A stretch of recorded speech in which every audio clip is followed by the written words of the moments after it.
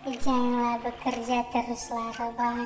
Buka matamu, pandanglah ke atas, mengkhayalah setinggi langit. Gunakan jarimu, mainkan ponselmu. Tetaplah stay di meja makan untuk menambah tenagamu.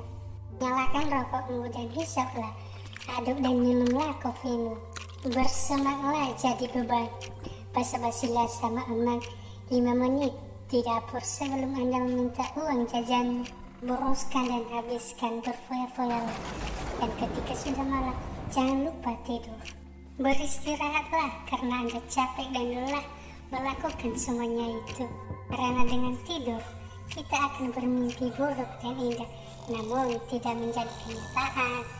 Beda dengan kenyataan hidup yang ketika kita bangun terasa pahit, yang tak ada manis-manisnya.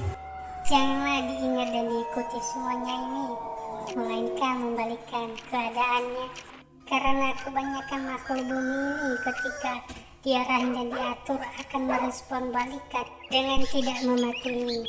Karena otak akan langsung berpikir, itu lagi.